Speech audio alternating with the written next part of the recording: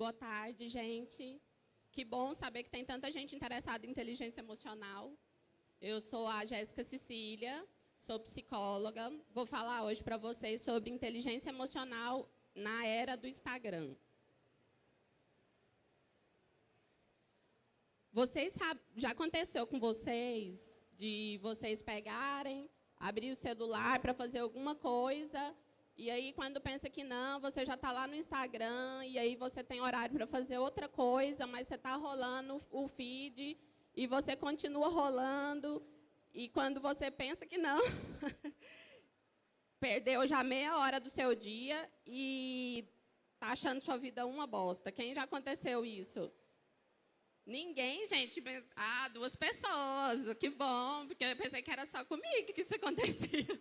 Né? Aquele monte de vida maravilhosa, perfeita, a gente trabalhando, estudando para ganhar salário mínimo, mas tudo bem. E aí, beleza, um belo dia você saiu com seus amigos para beber uns drinks aí, né?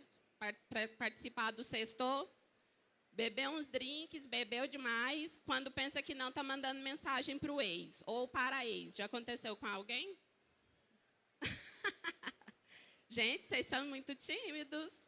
Eu acho que eu sou alienígena, só eu e um amigo aqui que aconteceu. Ninguém nunca mandou mensagem para o ex, assim, depois de beber uns drinks.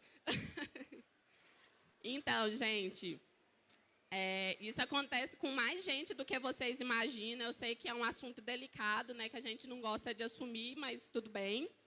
Mas o que vem acontecendo é que as pessoas não estão tendo controle mais, assim, né? Entra na internet, faz diversas coisas, falam diversas coisas para as pessoas, acham que não tem consequência e a vida continua seguindo, mas não é assim que funciona.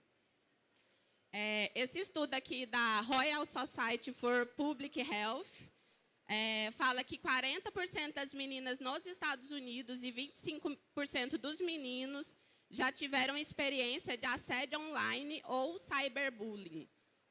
Vocês conhecem alguém que já passaram por isso? Você entra lá e aí tem um comentário, nada a ver, a pessoa nem te conhece, nunca te viu, e continua mandando mensagem. E manda mensagem, escreve comentário e beleza, né?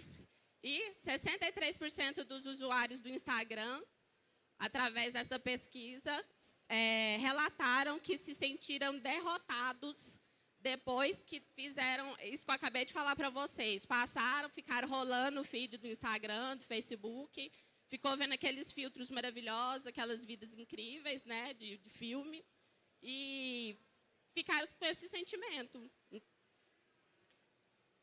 A Ottawa Public Health fala que a gente tem que ficar na faixa de 2 horas online por dia. Fizeram uma análise com 750 estudantes em redes sociais, e foi constatado que a maior parte dos adolescentes tinham altos índices de ansiedade, depressão e pensamentos suicidas, além de outros problemas de saúde mental. Gente, claro, né? Não é só porque a pessoa entrou, ficou online mais de um certo tempo que ela vai ter tudo isso. Tem uma questão anterior a isso. Mas o que acontece? Se você já tem uma questão relacionada à ansiedade ou uma questão relacionada à depressão e você entra e fica lá vendo aquelas vidas incríveis, o que você acha que vai acontecer com você? E ainda mais, você passa, sei lá, 5 horas por dia fazendo isso. Então, assim, é uma provocação para a gente pensar a respeito disso. E aí a gente vem para o Brasil, né? Infelizmente, ainda existem muito pouco estudos brasileiros com dados para a gente poder coletar, mas eu consegui esses dados aqui. 62% da população brasileira está ativa nas redes sociais, esse dado é da revista Exame. E a gente, né, vamos colocar o chapéuzinho, passa, em média, 650 horas por mês conectados. Quanto que dá isso por dia? Quem que é bom de matemática aí? Quanto? 8 horas. Mas 2 horas por dia? Eu acho que é mais. 650 horas por mês. Por mês. Eu acho que é mais que 8. Sim. Ontem, aconteceu aqui em Goiânia um evento do Google, né? E eu participei, mas não como palestrante, assistindo mesmo. Era um evento mais voltado para mulheres, ensinando você a crescer com o Google e tudo mais. E aí a menina lá que estava dando a palestra, não lembro o nome dela agora, disse que hoje nós não, nós não entramos na internet, nós vivemos conectados. Para o Google, maravilhoso, né? Porque assim, o Google ganha dinheiro com isso. Quanto mais a gente ficar conectado, melhor para o Google. Mas e para a gente? O que acontece com a nossa cabeça? O que acontece com a nossa saúde mental? Se a gente fica essa quantidade de tempo, sei lá, 24 horas conectado. Acaba que a gente fica, né? 24 horas conectados. Porque, por exemplo, agora mesmo eu estou aqui dando a palestra, mas meu Facebook está logado. Meu Instagram está logado, né? Meu Messenger está logado, meu WhatsApp está logado, e eu acredito que o de todos vocês também esteja. Então, mas isso não quer dizer que eu esteja olhando, mas e se a pessoa passa o tempo inteiro dessa forma? O que acontece com a saúde dessa pessoa? Aí aqui é o índice, né, do que eu vou falar. Vida simulada, o que é realidade e o que é real ou não. Possíveis doenças relacionadas ao uso excessivo das redes sociais, influência das redes sociais no cérebro e o que é inteligência emocional e liberte-se. Estereótipos de vidas perfeitas, que foi o que eu estava falando anteriormente para vocês. A gente usa filtro. Desde quando as imagens começaram a serem capturadas, a gente usa filtro, né? Teve o PIB, teve o sépia, teve a questão dos 35 milímetros, toda essa evolução da fotografia. Só que hoje em dia, só que isso era para profissionais e tudo mais, só que hoje em dia, além do Instagram ter os filtros dele, ainda tem os aplicativos, ou seja, a gente está tão insatisfeito com o que a gente está vendo na vida real, que além do que a gente coloca no Instagram, a gente ainda passa a foto por um filtro, o vídeo pelo filtro, e para postar, né? E isso dá a impressão para a gente que tudo é perfeito. Ou vocês acham que você entra no Instagram, olha lá, aí, assim, eu sou daqui de Goiânia, não sei vocês. Aí vocês vão dar uma volta ali no centro de Goiânia, na 24 de outubro. As pessoas que vocês veem são as mesmas do Instagram? Cadê esse povo, gente? Não é? Tipo, é tudo tão milimetricamente sistematizado para você achar que está perfeito, que a gente assusta. Tem hora que, se você fica muito tempo lá mesmo, online, e você sai, sei lá, para ir na 24 de outubro, por exemplo, e você vê as pessoas, você fala assim, nossa, mas não estou acostumada com isso. O que está acontecendo aqui?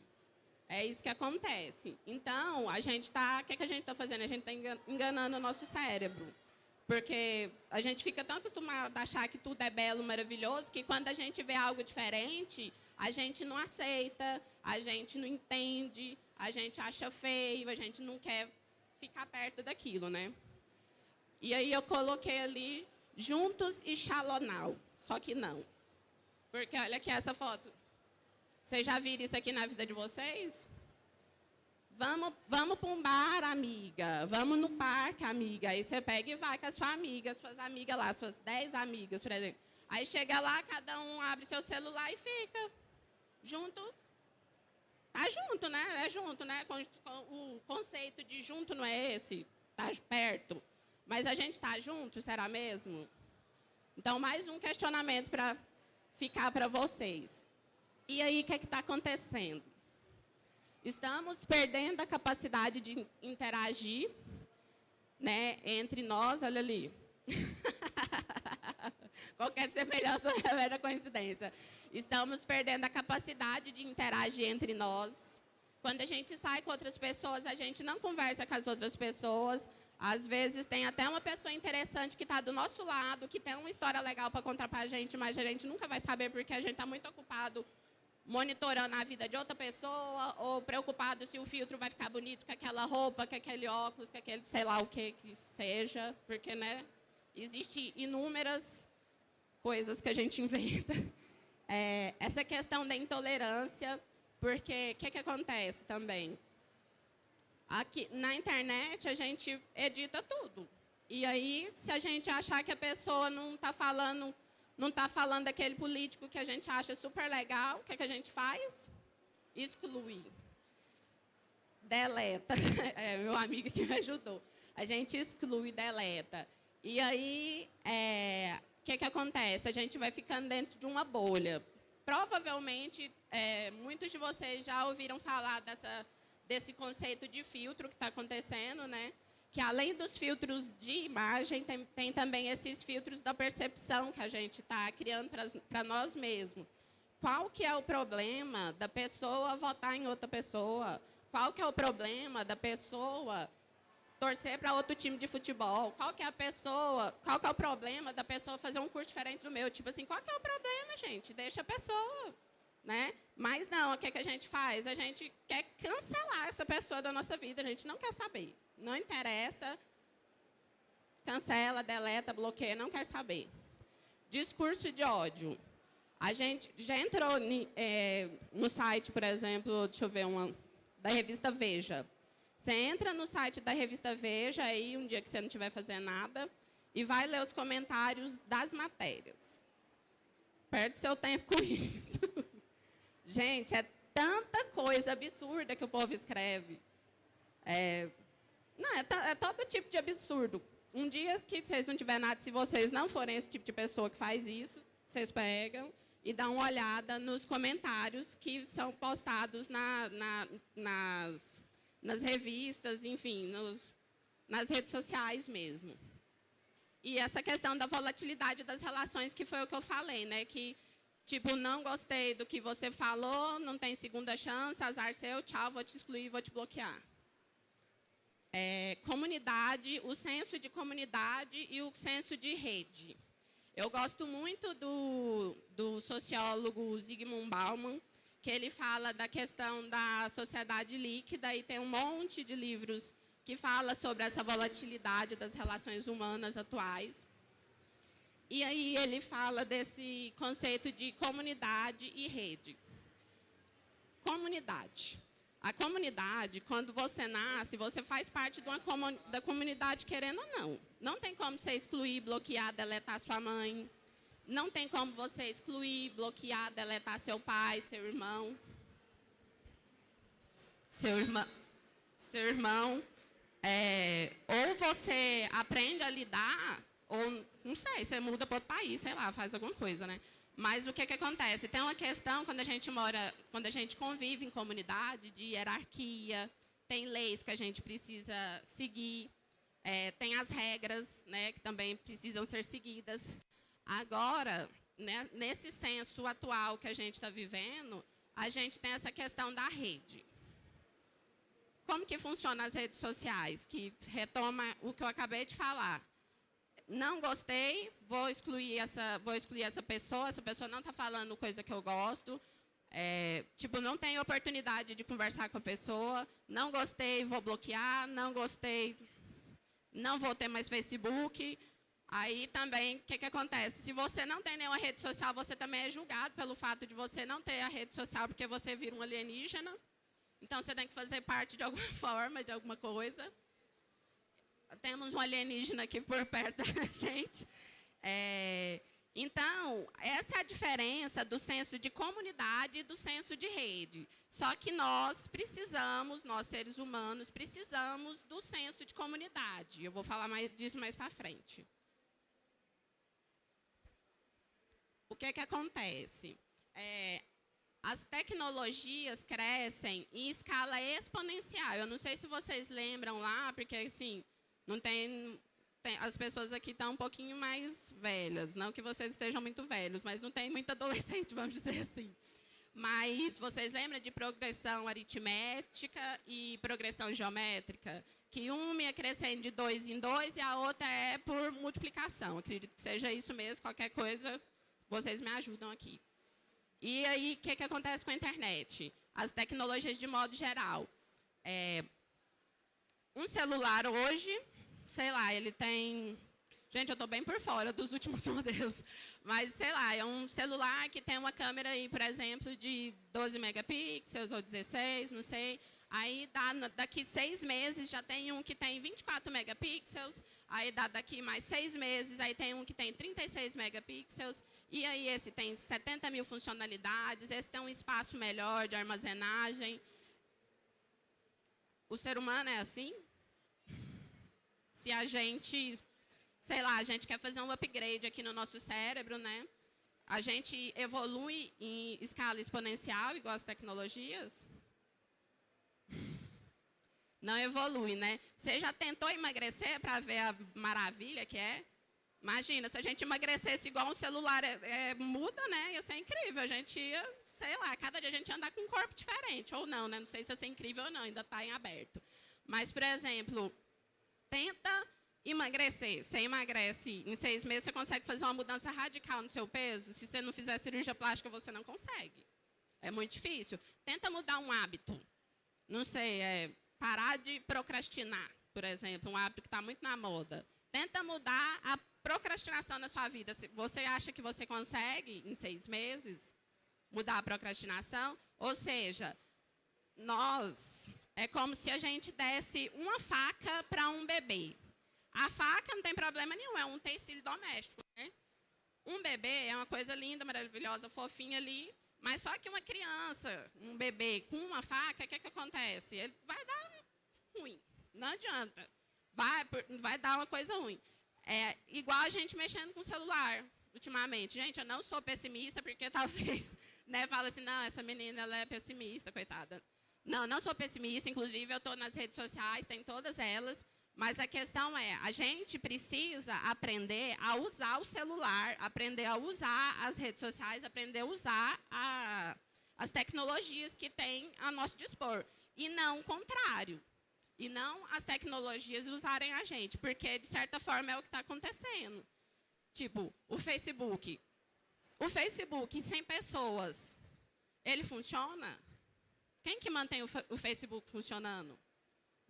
Nós, né? Que somos produtores de conteúdo, ou agora digital creators. Instagram funciona? Não. Se chegar um dia, todo mundo falar assim, hoje é o dia sem internet. Aí o mundo inteiro fala, não vamos postar nada. O que esse povo vai fazer da vida? Mark Zuckerberg vai ficar louco, né? Vai falar assim, não, está louco. Não. Porque a gente que controla as redes sociais, a gente tem essa ilusão que elas que controlam a gente, mas não é assim que funciona. A gente que controla, a gente que tira a nossa fotinha e coloca lá, a gente que produz um texto e coloca lá. Então, vamos usar isso com inteligência. E aí, eu fiquei sabendo dessa terminologia aqui, FOMO, Fear of Missing Out, medo de perder algo ou medo de exclusão. Inclusive, eu tenho um colega que ele foi diagnosticado com essa questão aí, porque ainda não está no DSM, então não tem como a gente saber se é um transtorno mental, se é... Enfim, não tem como saber se é doença, ainda está sendo monitorado. O que é isso? A pessoa, ela acha que ela tem que ficar 24 horas conectada, ela tem que ler tudo que aparece na internet, ela tem que mandar mensagem o tempo inteiro, ela não desliga. E aí, o que acontece com o cérebro? O cérebro sofre uma fadiga. E aí, quando o cérebro fica fadigado, o que vira? Ansiedade. Que você tem a tendência a lutar por aquilo, porque você quer continuar mexendo na rede social, ou você foge. E aí, quando você foge, é o que a gente chama, nós psicólogos chamamos de burnout. Que é quando o seu cérebro fala assim, minha filha, não tem jeito com você, cancela esse evento. Aí ele pega e desliga, você desmaia e acorda no outro dia, por exemplo, que é quando acontece o burnout. E aí, essa pessoa teve isso. Ainda não está diagnosticado, porque é uma coisa nova, né? Assim, ainda não tem no DSM, que é o Manual Diagnóstico e Estatístico de Distúrbios Mentais, mas já existem pessoas que estão sofrendo com essa questão de achar que não, que está sempre perdendo alguma coisa. A APA, que é a Associação Americana de Psicologia, sugere que novas pesquisas e itens relacionados ao uso desmedido da internet e jogos de internet sejam inseridos no manual. E aí, eu continuei pesquisando. E aí eu descobri mais esses itens aqui, que são possíveis doenças causadas pelo uso desmedido de redes sociais e internet. Síndrome do toque fantasma. O que é isso? Você acha que seu celular está vibrando. E ele não está. E aí você pega, lá vibrou. Aí você olha, não tem nada. Aí você vai vivendo, não tem nada. Aí você continua, não tem nada, gente. Difícil, né? Ali não coube inteiro, mas é depressão de Facebook, que é praticamente a mesma coisa do Instagram. A pessoa entra no Facebook, fica vendo aquelas postagens, aquelas fotos incríveis, maravilhosas. A gente está aqui morrendo de calor, a pessoa está lá na praia tomando uns drinks, e você está aqui, continua olhando e, tipo, fica, gente, que tristeza. Só que isso, lógico, né? Quando eu falo assim, fica parecendo, não, mas ela ficou assim meia hora e aconteceu isso. Não, ela fica muito tempo. A pessoa que passa por um processo de depressão por utilizar a rede social, tá dando falha. É porque ela ficou muito tempo online. Então, observar, né? Náusea digital. O que acontece? A pessoa utiliza... A pessoa fica tanto tempo conectada que ela, na hora que ela tira o celular da frente do olho, ela... Eu estou falando muito alto? Quando ela tira o celular da frente do rosto, ela sente náusea. Ela tem vontade de vomitar, ela fica tonta. E aí esse cyber sickness, que é a náusea digital. Transtorno de dependência da internet. Esse daqui já tem estudos que no DSM, ele já está quase entrando no DSM como transtorno mental mesmo, que a pessoa não consegue ficar sem ter rede social, sem usar a internet. Cibercondria ou hipocondria digital. Sabe quando você encontra um caroço, sei lá, um caroço no braço? E aí, o que você faz? Não dá para você ir no médico no mesmo instante, né? A gente queria, né? Que tem um médico 24 horas por nossa conta. O que acontece? Aí você vai fazer o quê? Caçar no Dr. Google. E aí, quando pensa que não, você fala, nossa. Aí você olha, né? Nossa, mas que caroço horrível. Aí você fala, não, aí tem essas fotos, parece com isso, parece com aquilo, parece com aquilo outro. Quando pensa que não, você acha que você está morrendo de câncer. Por causa da foto horrível que você viu lá. E aí, essa hipocondria digital, a pessoa, ela vai caçando as doenças no Google e ela vai achando que ela tem tudo. Ela acha que ela tem câncer, acha que tem, sei lá, verruga, sei lá, 1.500 doenças. Acontece, não caça no Google, vai no médico, gente. Efeito Google. Esse daqui eu fiquei muito impressionada na hora que eu li sobre ele, porque eu não sabia que existia. Então, foi uma coisa assim que eu falei assim, meu senhor. Efeito Google. A pessoa acha que ela não precisa aprender mais nada, porque tem tudo no Google.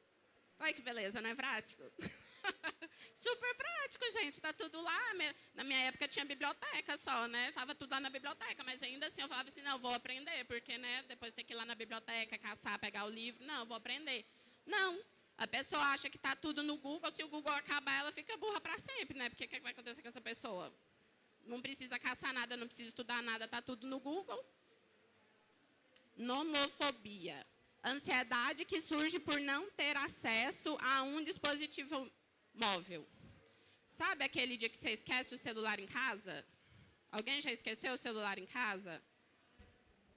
Alguém já esqueceu o celular em casa? Aí você passa o dia inteiro, porque você é uma pessoa que faz várias atividades. Aí você passa o dia inteiro no trabalho. Aí você vai para a faculdade, sei lá, depois vai para a escola. E você passa o dia inteiro sem o celular. Aí essa pessoa ela não consegue. Essa pessoa que tem essa questão aí, porque ainda não é doença, né? Então essa questão aí ela não consegue ficar sem ter acesso à internet. Ela vai ter que voltar em casa. É quase igual a pessoa que tem toque, né? Ela não consegue parar de limpar. Mas essa pessoa ela não consegue. Ela está atrasada para ir para o trabalho, ela já está no trabalho, ela vai se deslocar de lá, voltar, buscar o celular para poder continuar conectada. Essa situação aqui. Redes sociais.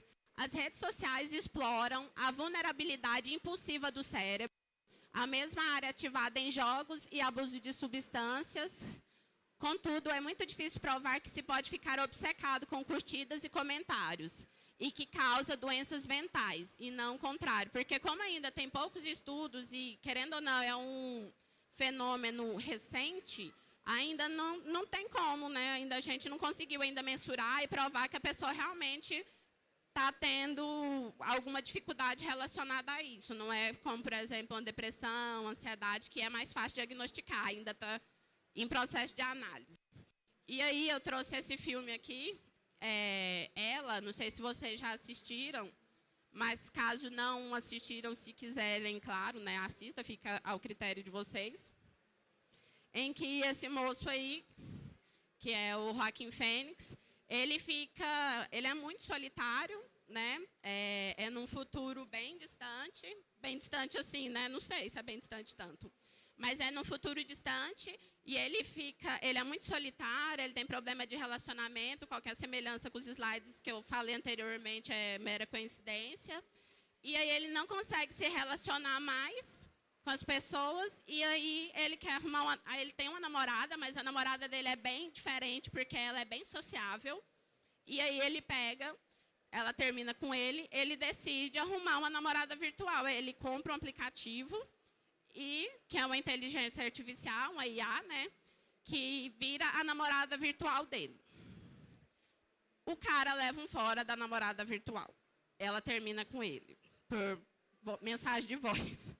Mas esse filme, ele é muito incrível, porque, assim, é como se fosse um prelúdio do que está acontecendo na nossa sociedade hoje, se a gente continuar nessa velocidade, sem inteligência emocional para lidar com as questões relacionadas à internet mesmo, ao uso desmedido das tecnologias.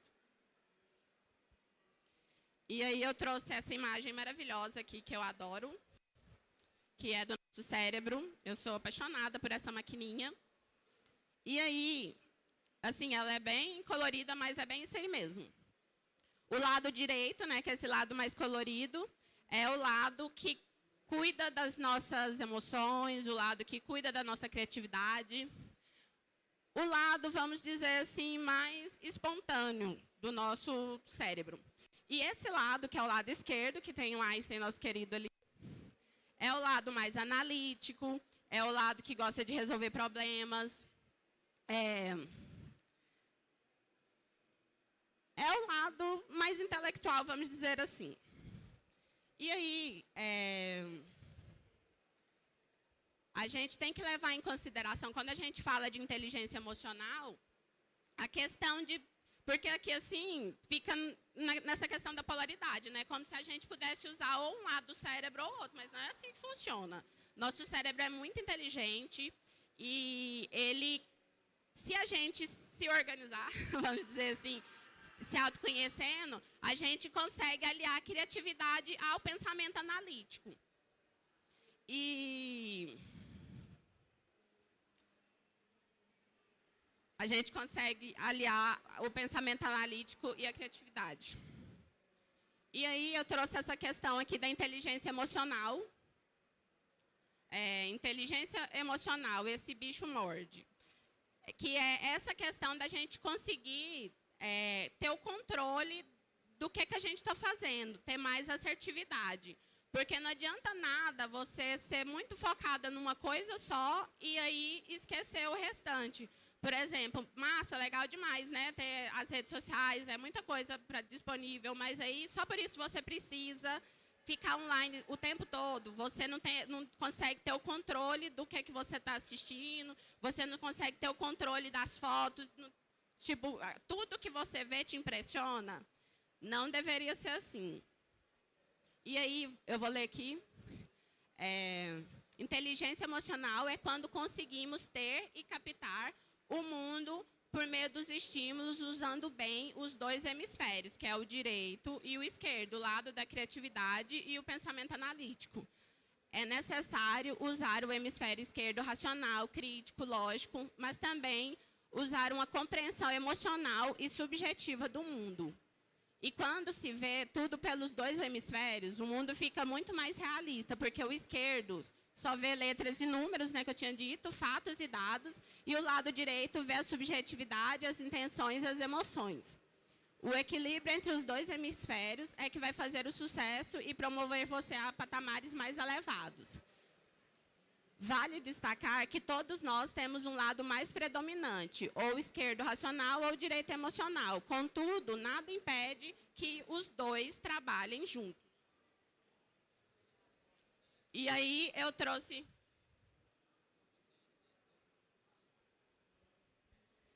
Não tem nada a ver. Foi só questão da imagem mesmo, mas não tem nada a ver. Nada a ver. Eu trouxe essa foto do Daniel Goleman, que é um psicólogo que trabalhou muito tempo no New York Times. Ele tem mais de 11 obras escritas, porque antes dele tinha a teoria das múltiplas inteligências. Tinha a teoria das múltiplas inteligências. E, não, por incrível que pareça, apesar da gente chorar, rir, ser criativo e todas as coisas, mesmo nessa teoria das múltiplas inteligências, não era contemplada a inteligência emocional. Ela é uma coisa muito nova. E aí,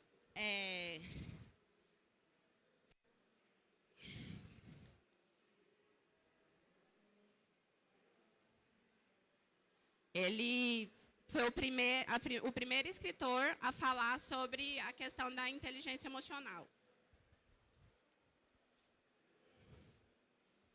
E agora eu vou falar para vocês como que a gente pode, né? Porque eu acho que a gente tem que ter uma resolução para o problema, porque senão eu fico aqui só falando, fazendo crítica destrutiva sobre tudo, de coisa que inclusive eu uso e não resolve nada. Então, o que a gente pode fazer para lidar com mais inteligência emocional com as redes sociais? Começa monitorando o tempo que a gente fica nas redes sociais. Eu não sei se vocês sabem, mas tem um aplicativo, eu acho que no celular mesmo também tem, a quantidade de horas que você passa online. O que a gente pode fazer? Na primeira semana, a gente vai fazer uma análise de quanto tempo a gente passa. Nesse aplicativo tem como ver quantas horas você passa no WhatsApp, quantas horas você passa no Instagram, quantas horas você passa no Facebook, porque primeiro a gente tem que fazer um monitoramento sistemático para depois a gente implementar uma ação. E aí você vai ver lá. Esses dias, um tempo atrás, que foi quando eu descobri esse aplicativo, eu descobri que eu passava 3 horas do meu dia no WhatsApp. Aí eu falei assim, gente... tipo, aí a pessoa não tem tempo mesmo para certas coisas, né? Mas é porque também meu WhatsApp fica aberto no computador, então foi por isso. Desative as notificações das redes sociais. Isso aqui é uma coisa que dá briga, porque a pessoa quer que você responda em 5 segundos, e aí você não responde porque você nem recebeu notificação, graças a Deus, que ela te mandou mensagem, e aí vira aquele fuzuê. Mas, assim, eu uso isso aqui. Isso aqui tudo eu uso. As pessoas que me conhecem, elas já sabem que eu não fico respondendo tudo na hora. Eu paro num determinado horário e falo, ó, eu te respondi agora porque eu estava fazendo outras coisas. Então, você vai ensinar para a pessoa, essas pessoas descontroladas aí, que o seu tempo não é o tempo delas. O seu tempo é o seu tempo. Você não é obrigado a ficar respondendo mensagem na hora que ela aparece, gente. Senão você vai precisar de uma secretária, né? E ainda assim ela vai ter que fazer outras coisas, não vai ter tempo para ficar olhando. Então, não vai resolver. Não utilize o celular como despertador. Por quê? Quando você usa o celular como despertador, você já acorda Pega o celular e aí o que a gente faz? Instagram, WhatsApp, Facebook, tipo assim, você não vai simplesmente desligar o despertador. Se você consegue fazer isso, parabéns, mas eu não tenho esse dom. Então, assim, prefiro usar o despertador, que é mais prático. E, ao menos 1 hora antes de dormir, não mexa com o celular. Esse aí também pode dar morte, né? Porque eu já vi um meme, eu queria até ter colocado aqui, mas eu esqueci, que fala assim, o que tem de mais importante num quarto de uma pessoa? Aí estava assim, a tomada na cabeceira da cama. Por quê? Para poder mexer no celular, sendo deitado na cama. Aí eu falei, tá bom, né? Mas por quê? A lâmpada do celular, ela atrapalha no nosso sono. Quanto mais online você fica, mais online você quer ficar, por causa daquele filtro azul da lâmpada do celular. Utilize agendas e cadernos para fazer anotações. Porque se você... É a mesma questão do despertador. Se você utiliza o celular para fazer anotação com aquele lembretinho, massa, mas a chance de você ir parar em alguma rede social e perder mais, sei lá, 15 minutos do seu dia nessa conversinha, não custa. Leia mais livros. Mais livros, não no Kindle, não no aplicativo de PDF do celular. Livros de papel que você vai sentar lá na sua cadeirinha, no seu espacinho e vai ler o seu livro, porque você vai trabalhar a sua mente. Quando você estiver usando o PC ou desktop, feche as abas que tiram sua concentração. Porque senão, né, já virou um mantra. Você vai parar lá na rede social que você não quer e quando você pensa que não, você já perdeu mais não sei quanto tempo. E assim vai. Quando você contabiliza no final do dia, quanto tempo você não já perdeu? Se toda hora que você, tipo, cada item desse, se você fica 15 minutos e vai para o Instagram, e vai para um Facebook, e vai para não sei aonde... Você perdeu muito tempo do seu dia e você nem viu. Aí você fica assim, onde meu tempo foi parar? Na rede social. Disponibilize um horário fixo para verificar redes sociais e ler e-mails. Esse aí dá morte mesmo. Quer dizer, aquela pessoa que é desesperada, que quer controlar a sua vida online, que você está vendo, fazendo, lendo, sei lá o quê, ela vai querer que você responda rápido. E você nem sempre vai fazer isso. E aqui, um item que eu gosto muito, que é autorresponsabilidade. Nós não somos obrigados a manter a rede social funcionando 24 horas por dia. A gente tem que viver nossa vida e cuidar das nossas coisas pessoais. E aí, essa frase aqui, a tecnologia é só mediadora, né? É muito massa. Eu não sou contra a tecnologia, como eu disse, eu tenho todas as redes sociais, mas a questão é, a rede social me usa ou eu uso a rede social? É isso que a gente tem que pensar. Então, mediadora para fazer coisas, né? Esse aqui eu vou contar uma história para vocês. Quando eu era adolescente, não tinha rede social, né? Se eu marcasse com um coleguinha, uma amiguinha para ir no shopping, e aí a gente não encontrasse o lugar que a gente tinha marcado por, sei lá, uma comunicação meio estranha que a gente teve, o que acontecia? A gente ia poder ver essa pessoa, por exemplo, no final de semana. A gente ia ver essa pessoa só na segunda-feira. Hoje em dia, as redes sociais, a internet, de modo geral, é tão legal que você não fica mais perdido. Tipo, você acha a pessoa a hora que você quiser, né? Na minha época não tinha isso. Então, a rede social é legal, mas use com moderação. Ou seja, a tecnologia é só mediadora. Na verdade, somos seres humanos lidando com seres humanos nas redes sociais. Então, vamos usar com mais autorresponsabilidade.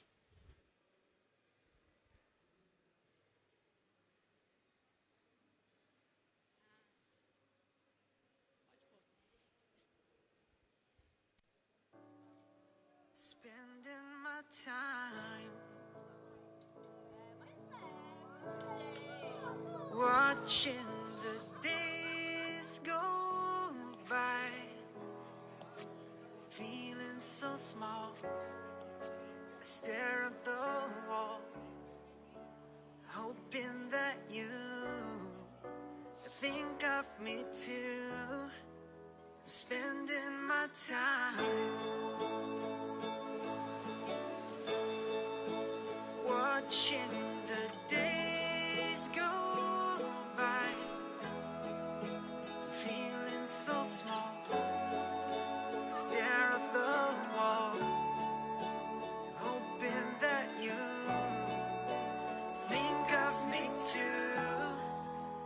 spending my time.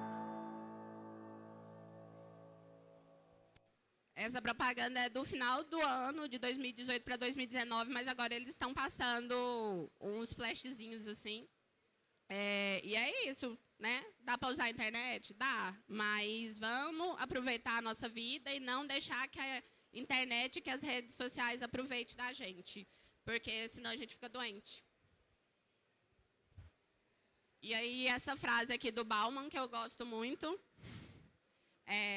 na era da informação, a invisibilidade é o equivalente à morte. Zygmunt Bauman, sociólogo. E ali é um trechinho de uma entrevista que ele deu, que ele fala que ele já morreu ele morreu ano passado, que nós, na época que ele ainda estava vivo, já estávamos inundados por informação e famintos por sabedoria. Porque a gente está lidando com todos esses processos e ainda não temos sabedoria suficiente, que é essa questão do bebê que eu falei com uma faca, que é perigoso, para utilizar as redes sociais e não permitir que elas utilizem a gente.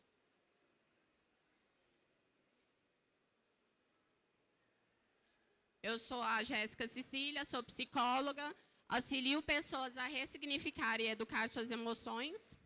Sou publicitária, psicóloga, life coach, palestrante, esposa, mãe e alma renascentista. Me acompanha nas redes sociais, mas use com moderação. Obrigada.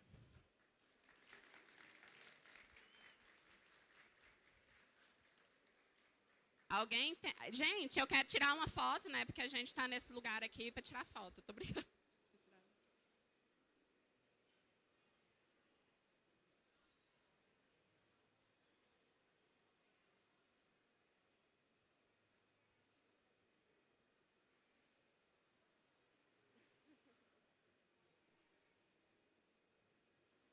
Muito obrigada. Alguém tem alguma pergunta?